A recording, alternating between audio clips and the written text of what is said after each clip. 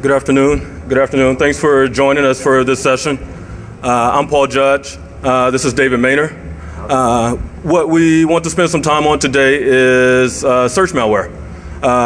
Share with you some of the results that we've seen. For probably the last several months, have been looking into this issue. Certainly over the last year, there's been many examples of malware poisoning popular search terms. I think we've all seen examples over the last year. So what our goal was to really kind of understand how much this is happening, understand where it's happening, understand a little bit about more about how it's happening.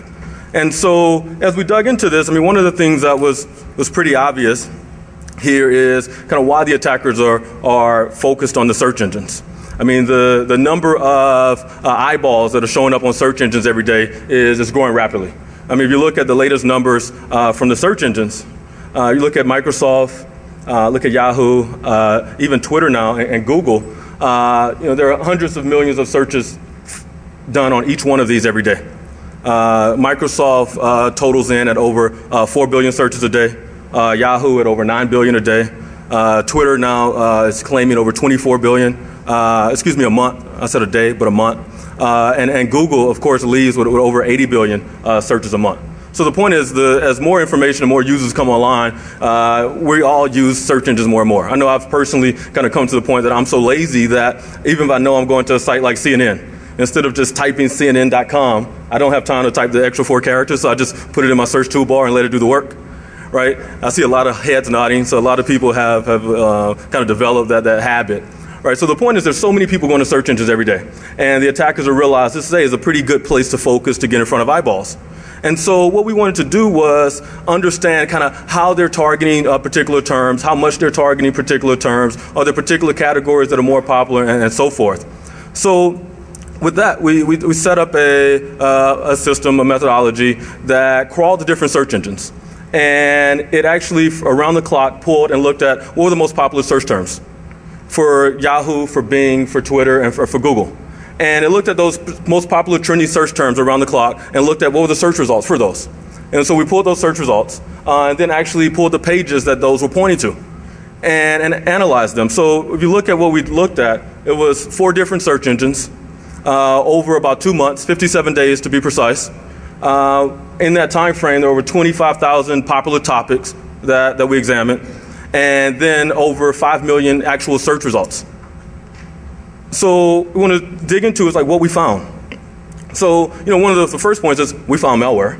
All right, anybody surprised by that? Over 8,000 examples of malware across the different engines.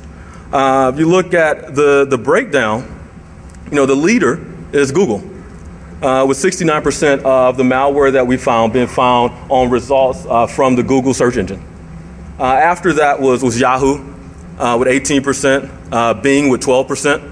This is one of the first times in life Microsoft actually has this advantage of having a little market share, so kind of been the least attacked platform, right? The other one that you see on there is Twitter with 1%. And at first this was a little strange to us because we were pretty familiar with kind of how much malicious activity and misuse was happening on Twitter.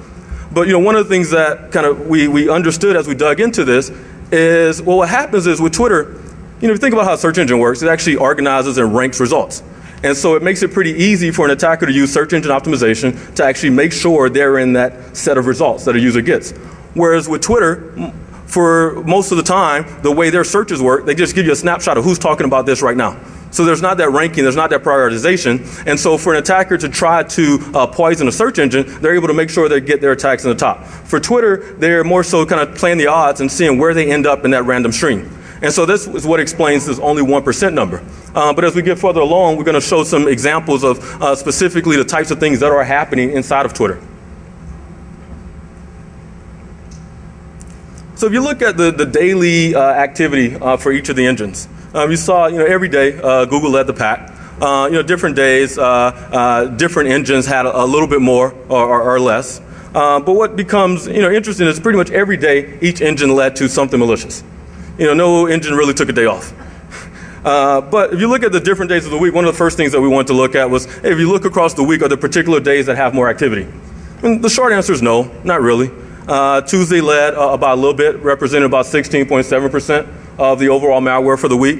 But there wasn't a strong correlation about the day of the week. But what was a little interesting is if you look at the time of the day. So these time periods are based on in Eastern Standard Time. But if you look at the 11 p.m. to 5 a.m. blank, really over 50% of the malware was found in this cycle. You were going to? Usually Dave points out kind of the things that are happening at this time of the night, or what's happening at that time of the day if you're in Europe. But the next thing that we looked at, we're seeing that between the 11 to 5 a.m. slot, over 50% of the malware was showing up. So if you think about this engine running around the clock, pulling the popular search terms, pulling the results, and then analyzing those, we had over 50% of the activity in that 6-hour block that was the end of the night. Another question that we looked to answer was, were these known attacks? Or were these attacks that were new? Kind of what types of attacks or malware they're using on the other end of search poisoning. So this looks at kind of over time, the amount of malware that was detected each day that was kind of found on the previous day, but wasn't detected till later. You want to add to that, or is that? So let's take a break for a moment. How many people are here because they couldn't get to the Barnaby Jack talk? Raise your hands. You're a bunch of lying people, you know that? So it's funny, let's go back a second. The malware captured by time. So, everything in my world is acclimated by Eastern Standard Time, which is the best time zone. However, we take a look at the breakdown in time, and no one on the East Coast is working between 11 and 5 unless you're asking if you want fries with that. So if you take a look and correlate this, who is working generally are people in Eastern Europe or in Asia somewhere. That kind of fits into a weird kind of hacker time, because you also have to invert the time that people you would think that normal people work and make that hacker time. So the amount of malware detected each day. It's kind of a funny thing, because it went, I was expecting when we went into this research, completely with our own biases, and we thought, we had ideas of what we'd find, and the days that seemed to have the most malware were the days that seemed to correlate to the biggest pop culture events, like the MTV Music Awards, and things like that. And it's kind of represented in the chart. So we started this research, and research ran for 57 days. And that's a number we picked that we felt would be a good indication of total traffic. So it ran for 57 days from April to June. And there were a lot of kind of pop culture stuff that happened in there. As you see towards the end of the graph, that's World Cup malware and stuff like that. At the beginning, it's more, Justin Bieber malware. So, and if anybody thinks that kid's not evil, this is the second topic we give him this week, and he's a primary reason why people's machines get infected. So if you have kids and they buy Justin Bieber CDs, tell them they're going to get viruses. Got it. So if you look at this, kind of one of the points of this particular point is that 98% of the malware that we found on the other end of these search results was identifiable by the techniques that we use. So one of the things to understand, if you look at the results that we pulled and the ways that we analyze them. So we used 3 different methods. One was a traditional category-based URL filtering database. So kind of looking at the URL and seeing what category of site is this. Right, so everybody kind of understands the limitations there. A second source that we used was Google's Safe Browse lookups. Okay, so everyone kind of understands the Safe Browse lookup. The third type of analysis that we used was a malicious JavaScript detector. And so what this does is actually kind of pull the JavaScript that's sitting on the page and look for behavior that indicates kind of unwanted activity. Looking for too many create elements, looking for code that's being re-eval within the browser, and so forth. So those are kind of really the 3 detection techniques that we use to flag the different malware. And the point here is 98% of the malware that were on the other side of these search results were detectable. Right, so kind of the good news is that attackers aren't using kind of true, say, 0-day on the other end of search results. 98% of the stuff is detectable if someone was actually using something in between them. So, low-hanging fruit. We're going for the low-hanging fruit. Yeah, basically, as David said, kind of pointed out, looking at the low-hanging fruit. So we'll look at some examples in a second. One of the other interesting things that we came across in this is really looking at the relationship between the different search engines. If you look at something that pops up on Twitter versus something that pops up on Google or Bing or Yahoo, kind of what's the difference in timing or delay on the time that it shows up on Twitter and the times it shows up on different search engines.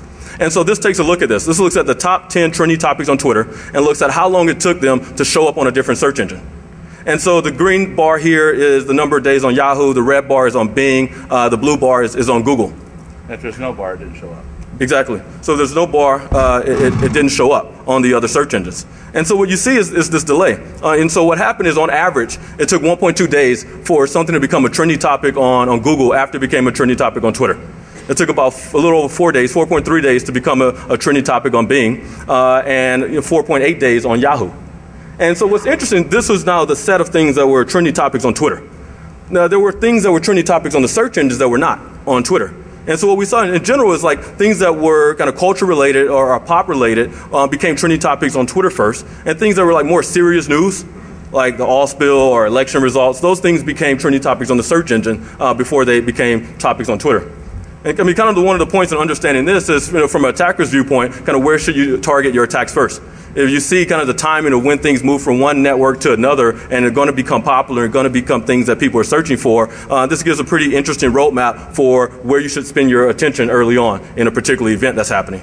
So when you go home, make sure you tell your kids that if they search for news sites, they're less likely to get malware than if they search for Justin Bieber.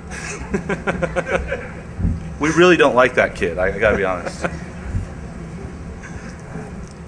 So here's a view of kind of all the trending topics that we looked at. Over the 25,000 trending topics, what types of sites were trending? So what are the categories? And so one of the top things here is news. So 26% of the sites that were trending were news sites. After that was entertainment. So 23% of the sites were entertainment. And after that, things pointed to news groups and to streaming media and so forth. So no big surprises here. People like news and people like entertainment.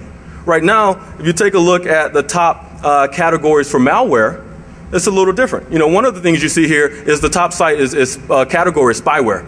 So 35% of the sites they were pointed to were classified by traditional URL filtering engine as being bad sites. So these were sites that were known to continually to carry malware over time. So that's kind of the good news. We're able to capture a third of this just based with web filtering technology. But then you see entertainment here. You see search engines here. You don't see news pretty high up in the results. So one thing we want to look at were the particular categories that malware liked or didn't like. So what we saw is these are the top 10 categories overall.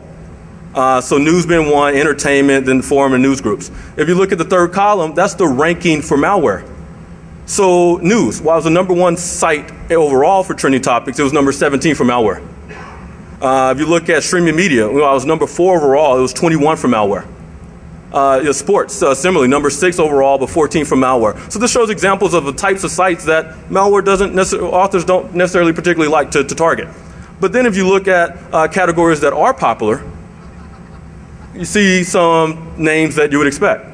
You see kind of overall the malware ranking for hosting sites is number 5, where in general it's 20. If you look at peer-to-peer, it's number 6 for malware, but number 46 overall. So you see some of the usual suspects, hosting, peer-to-peer, and proxy sites being targeted by the search terms where they're leading to. Kind of from there, I want to transition a little bit over to some more specific, like looking at the domains and looking at some actual examples of malware that we saw on the other side of these links. Somebody want to walk through? So these aren't a lot of big surprises, except for the Poland thing. I mean, the most malware we found seemed to be hosted in Poland, and although that's technically somewhere around the Eastern European place that everybody quotes to the media, all the malware comes from, I just didn't think the Polish had it in them. But apparently they did. What? Right. So, it's normal stuff. Casa.com, 5 ounces of pain.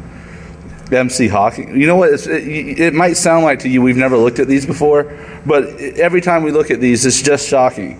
And what is this hope? Hope? Don't know. But these are the top domains that we found, and like I said, like Paul said, we use 3 different methods to do this: the Google Safe Browse, our internal database, and a tool called MJD, and we would cross verify the results with each one of those tools, and actually go and do random spot checks to make sure we were actually getting malware and it wasn't just false positives. So here's an example of a guy named LeBron James. I don't personally know who he is. I think he's a golfer. Apparently his wife hit him with a club or something. I don't know. But if you were to search for...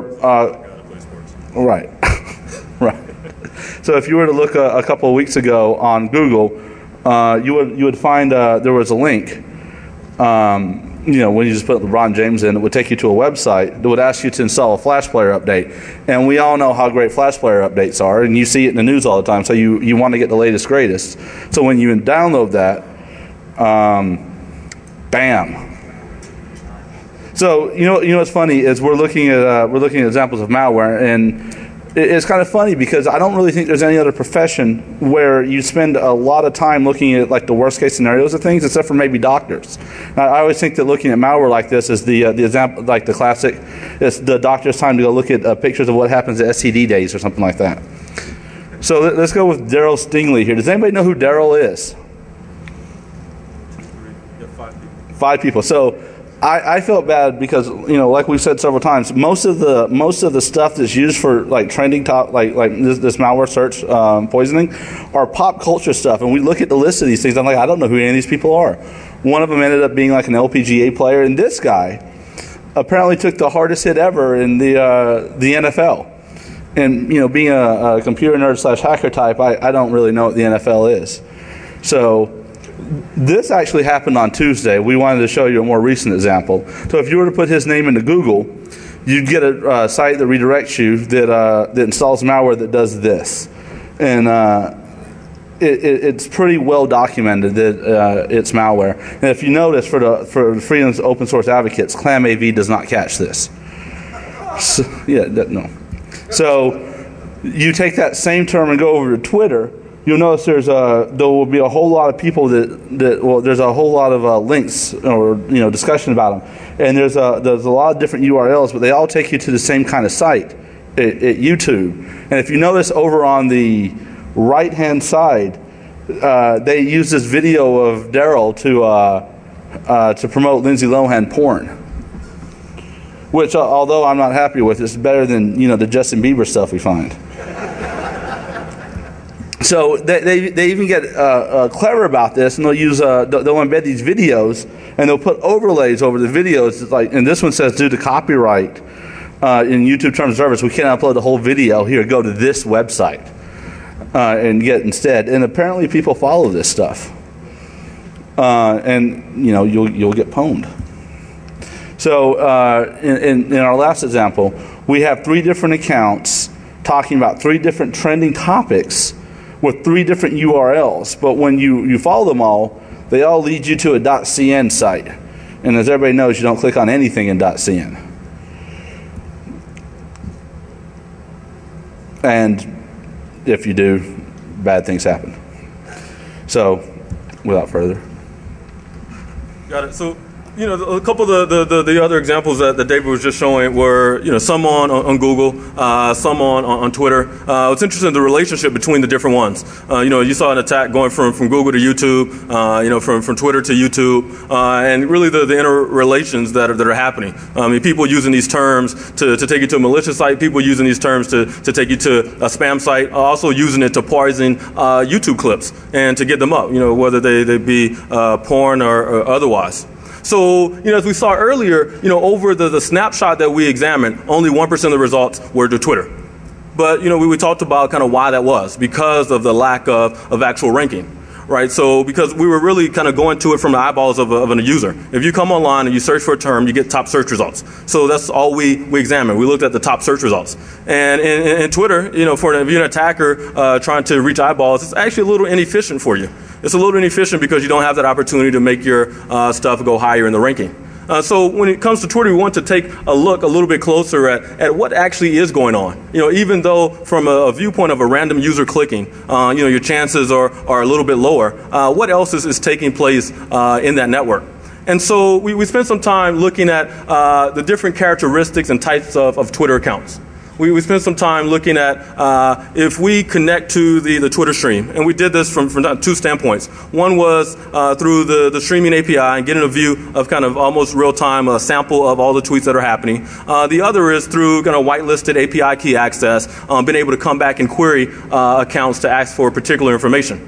And so what we're able to see is, for any particular account, how many times they've tweeted, how many people are following them, how many people they're following. I mean, you think about Twitter, there's really only 3 things that you can do. And so that's really your feature space. I mean, you can also look at someone's profile. You can also look, as we just did, the actual URLs that are in the tweets. But we want to really understand kind of what's the behavior.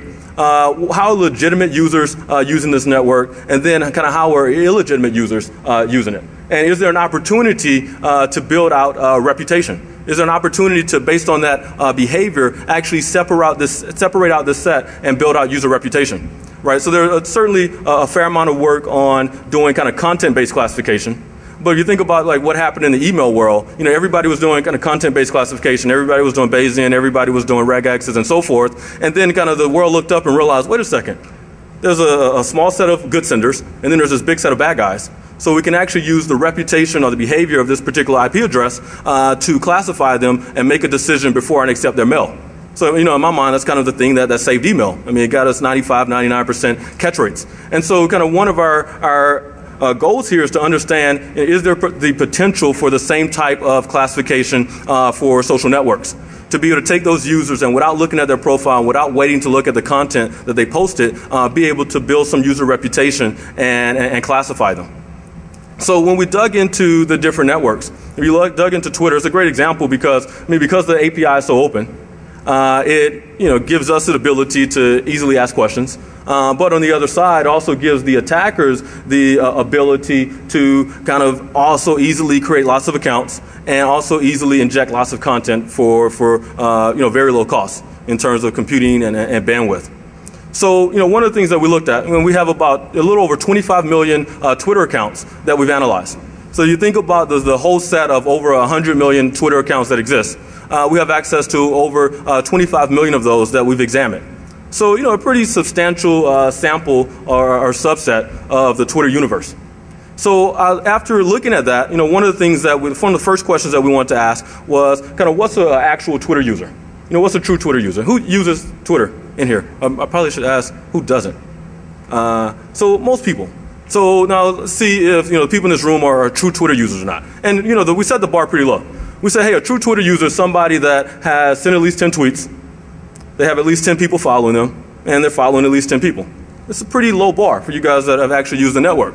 But what we saw is only 29% of the accounts on the network meet that criteria. So if you think about it, 71% of the accounts on Twitter really aren't using it.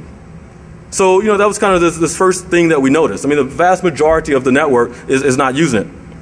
If you look at it a little more closely, I mean, what we saw is if you look at how many followers each account has. The point here is, 16% of the accounts have no followers. So you think about that. Basically, 1 in every 6 accounts that's on the network, nobody's listening to them, right? If you think about it, over half of the network, 52% of the network have less than 5 followers. So a couple people are listening, but not many people care, right? But, it's interesting, only 9% of the network has over 100 followers. So the very kind of small set of the overall population that kind of people are kind of tuning into and listening to what they're saying. So that's kind of one feature. So what's funny is it seems like that Twitter's become high school again. That you have your cliques of people that know like 5 people. Then there's people that everybody know. Exactly. So what happens is that looks at kind of who's following. The thing we looked at next is how many people are you following. And so the point here again, out of all the accounts that are on Twitter, 19% of them aren't following anybody. They went on, they created an account, and they don't care to listen to anyone. So 1 in 5 accounts following nobody. There's only 10% of the accounts that are following more than 100 people. It's only 10% of the people that are listening to a stream that's kind of interesting enough to kind of actually pay attention around the clock. The next thing we looked at was kind of more interesting, the relationship between those two numbers. If you think of a normal social network, you're kind of following the same number of people that are following you. You think about Facebook, MySpace, it's a mutual relationship. It's kind of a two-way connection. Where in Twitter, you have this opportunity to have it one way. And so what we saw is that 55% of the network is actually using it with a kind of almost a two-way graph where they have roughly the same number of people following them as they're following. We plus or minus 5 is the criteria window that we use. So 55% of the network's kind of using it like a normal social network. What we saw is that 13% have more followers than they have. People are they're following. The other side is 32% of the network is following more people. So it really shows that about half the network are using it like friends. There's about 13% that are celebrities, and then there's about 30% that are consumers of content. So one thing we want to look at was, okay, how many of these are real accounts? How many of these are legitimate people and legitimate accounts? So we look to examine this thing that we call the Twitter crime rate. And the Twitter crime rate is the percent of accounts every month that are created and then suspended. And these are suspended by Twitter. So these obviously aren't all the accounts that are doing things that are malicious, but at least a measure of over time how many accounts were created, doing malicious or misuse, and then kicked off the network. So if you look back since the beginning of the network, so this top left view is a view of since the beginning of the network, the growth of the network. So this is the user growth of Twitter since 2006. One of the interesting things that we saw is there's this red carpet era. If you look at from November of 08 to April of 09, what happened is all the celebrities came. So if you look at the top 100 people on Twitter today, 50% of them joined in the same 6-month period. So the Ashton Kutchers, the Kim Kardashians, the Diddy's, all of the world, all joined in this 6-month period. If you look at what it did to the growth rate of Twitter, it went from 2% to 20% a month in that 6-month period. So what happened there, as we know, kind of where the users go, the attackers go. So this looks at the Twitter crime rate since the beginning of the network. So since 2006, when the network first started, there was 1% of the accounts that were created any given month that were suspended or kicked off by Twitter. You look at 2007, it went up to 1.7%. 2008 went to 2.2%. In the middle of this red carpet era, it increased 60% to 3%. But 4 months later, the crime rate jumped to 12%. Right? So 1 in every 8 accounts that were created on this network were being kicked off. And again, these are only the ones that were being found. So it kind of simmered back down as the user growth simmered down. And so if you look at what we've seen so far this year, there's basically, it's gone from 2% to 1% and fluctuated in that range. So the average this year is 1.6% of the accounts that are created in any given month are being kicked off for misuse or inappropriate activities. And again, these are only the ones that are identified successfully. So we want to understand that better, kind of what are the behaviors and properties of these types of accounts. So one of the things that we looked at is we look back at this friend-follower delta. This friend-follow delta, remember, was kind of the difference between the number of people you follow and how many people are following you. And the thing that we notice here is that the attackers are using pretty aggressive kind of recruitment activity to get a higher number of followers. And so their delta is higher. So what you see here in the green space is the delta for legitimate accounts. So on either side, people that have more followers and people that have more friends. But for the suspended accounts, you see a much higher delta because either they've successfully created a higher number of followers or they're still in the process of following people so those people can follow them back. And so they have a higher number of friends. And so it's a pretty interesting attribute to use to get some separation. The other thing that we looked at to get some separation is this number that we call the tweet number. And the tweet number is pretty simple math. It's how many days have you been on the network? And we divide by how many tweets you've sent. So it's basically, on average, how many tweets have you sent since you joined Twitter? And so, for example, my tweet number happens to be like 1.8. And, I think Dave's is like, what, 3? 3.2. So it's interesting. I know some friends, a couple of you guys in the room, whose tweet number is 40. 40. So you're like tweeting like every 15 minutes in a workday. And, I'm like, wow, that's pretty high. You're kind of annoying, right? But then there are some, other accounts, if you look on this, that are actually tweeting 100 times a day. You think 100 times a day, but it's only 0.19% of the population. So, it seems like, okay, it's only a small number of people, 0.19% of the population. But what happens if you think of that 0.19% of 50 million users, you're talking about a couple 100,000 users. Now, you talk about a couple 100,000 users tweeting at least 100 times a day, you're talking about 19 million tweets out of 50 million. You're talking about 38% of all of the traffic on Twitter. So over a third of the traffic on Twitter being generated by this 0.19% of the population. So we thought this was pretty interesting attribute. So what we did from there is kind of really looked into how can we begin to build some level of reputation by coupling these features together. Coupling together this friend-follower delta along with this tweet number. And as we did it, we got some interesting separation or interesting clusters of user types. So I think David will step us through a few of those. So this is a friend-follower delta on the positive side, which means that there's generally a lot more people following them than they're following. And, you know, the usual suspects are there, Fox News. It's funny to note that number 3, number 4, and number 5 are that Bieber kid. And, you know, at least Miley Cyrus makes it on the top list there. So when you go from, you know, the friend follower delta, you know, at like 119,000 down to like, you know, in the 4,000, 5,000 range, you get people like I skeet then tweet, which I don't know what that means, but Paul assures me it's great. Live blogger jobs, you know, it's more like, you know, localized recruitment kind of things. I don't know what the I skeet then tweet is recruiting, but it looks like the rest of the stuff kind of is like financial news or, you know, tweeting kind of stuff. And then, you know, the lower you get, or the closer to zero, you start to see some scammers, like the money wholesale. You know, nobody sells money wholesale that I'm aware of, but if you do, I'd like to know about this. You know, in LA restaurants, I mean, there's not really anywhere good to eat in LA except for Pink's. But so when you get the negative numbers, you definitely find scammers like, you know, instant biz tips, cam for porn. I do know what that one is. Tweet stock tips, and this 365 buying, you know, .com.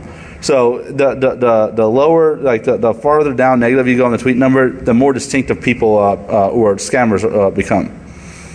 So like this is an example. This is a site of a Twitter follower. He has got a friend follower delta of -32, but he's got a tweet number of 108, which means he's basically tweeting all the time, but no one's really, you know, following him. And if you take a look at it and you go to the site, it's a free software site where you can download. Well, they purport you can download all kinds of different activities. But if you take a look at the Google diagnostic page, it becomes more clear what it actually is. You know, 10 Trojans, 4 exploits, 1 scripting exploit in the last 90 days that, you know, Google scanned it. So obviously it's not a very good site. And with that, we're going to go into the top 10 search terms used by malware. This is actually the money shot of our presentation. The money shot. The money shot. So it's interesting. So we looked at, you know, kind of what's going on the different search engines. We looked at kind of what's happening on Google, Bing, Yahoo. We drilled into Twitter a little bit more to see kind of how the attackers creating fake accounts. You know, we saw that over 70% of the accounts on there really aren't using the network. You know, we looked at the types of categories that malware likes, the ones that malware doesn't like. And so, you know, we learned a lot about kind of how this is happening, the scale of these search engine optimization attacks. And so, you know, one of the things we talked about is the categories. We talked about the fact that, you know, we did this for 57 days. We saw over 25,000 search terms, 5 million results. But out of those 25,000 search terms, you know, there are some that are more popular than others. There are some that are kind of used more by attackers than not. And so we want to understand kind of, you know, what are those search terms? Which ones are being used? So it's a very wide set of things. You know, so on the list we had a couple NFL players, we had some politicians, some actresses. We had, you know, you look at, you know, one of the guys on the list was a guy named Adam Willer. Anyone heard of Adam Willer? It's a guy that cheated his way into Harvard, kind of forged transcripts, got into Harvard, full scholarship, and now he's facing about 20 charges. Identity fraud, forgery, larceny. So, you know, the poor guy's kind of having some troubles right now. So as this news broke, he became, you know, one of the top. Yeah, he's hiding. He's hiding. Yeah, that's at least his problem. So, you know, look at the top search term. It was a lady named Lois Wilson. Lois Wilson and her husband started Alcoholics Anonymous.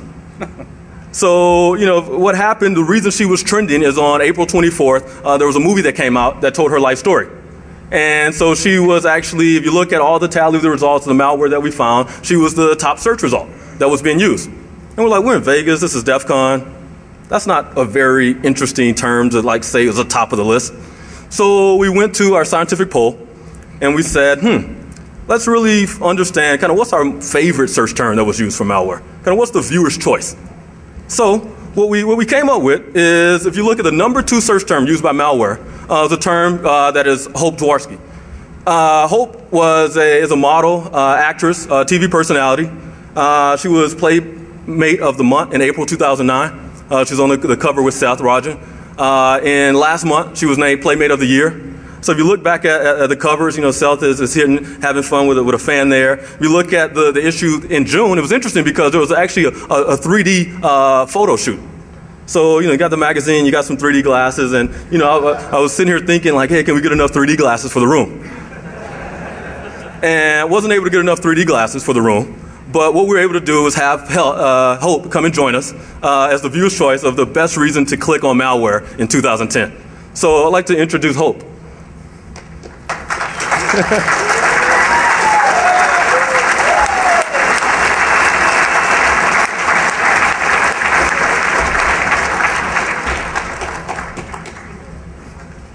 Hello. Thank you for having me.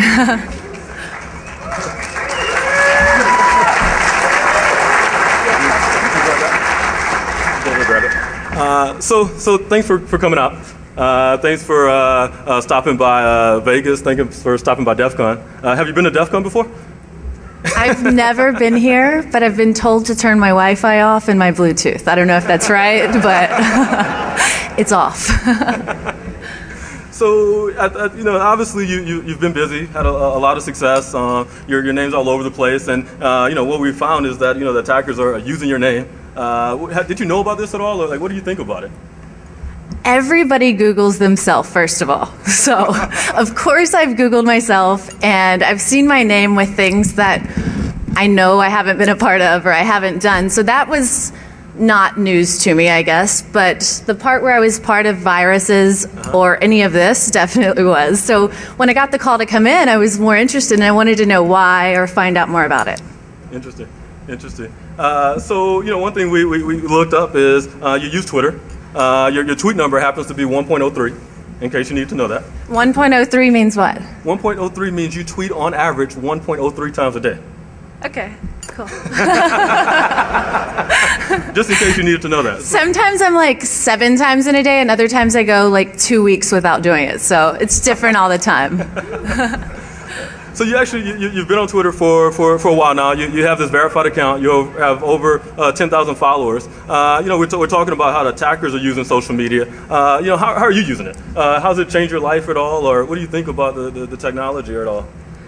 I think the coolest thing about Twitter or having a Facebook account, mainly Twitter, is that you can communicate with people instantly. So I might send out a tweet. Last night I took my grandmother, who told me to pose for Playboy when I was questioned whether I should do it or not. I took her to the Playboy Mansion to meet Hugh Hefner. So I tweeted that this morning, and I directly go to my @replies, and I can read whoever's replying immediately, and it's really cool to read it and then sometimes reply or send a direct message. So that's what I use it for. I like it that I can communicate with people that normally can't reach me and I can't normally reach. Wait a second. We didn't talk about this beforehand, but so your grandmother told you to pose, and then you took your grandmother to meet Hefner last night.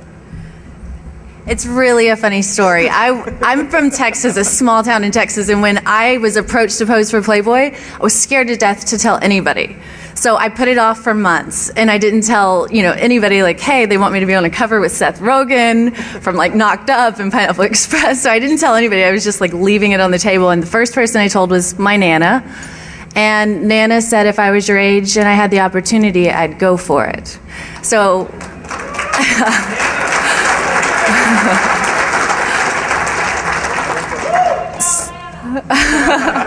so when she visited me in LA last week, last night was her last night there, and so I took her up to meet Hef. Nice. Can I ask a question? Go for it. Sorry. I just have I want to ask a question that everyone wants to know here.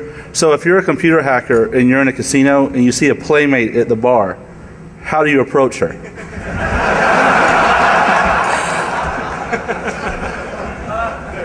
Probably start talking nerdy to us, because we're kind of into that. If you're telling us you could do it but you won't because you think we're nice or sweet, we'll be into you.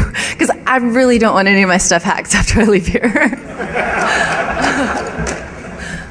Got it. So the best way to impress her is not to hack her site. We were walking in. She's like, "Am I going to go home and my site's going to be down?" So with that, that kind of wraps up our session. Thanks again to Hope. We have a little token for you again as Beck's excuse to click on malware for 2010. Thank you. Thank you.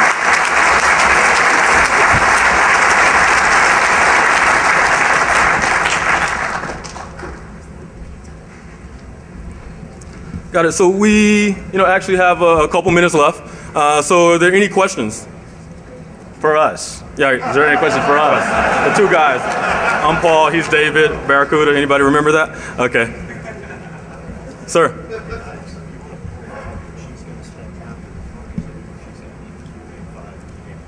Okay. Got it. So, a question? Yeah, best defense and recommendations for a lot of these searches. The best defense. So, what's interesting? Hey, thanks. So the question was, any recommendations for the best defense for these attacks? So my marketing department would like if I said Barracuda right now. But the point is that most of these things, 98% of them were things that were flagged by existing technology, right? So URL filtering, antivirus signatures, malware lookup databases. So the good news is, as long as you're using some protection, right? Yeah, we're still talking about the search stuff, right?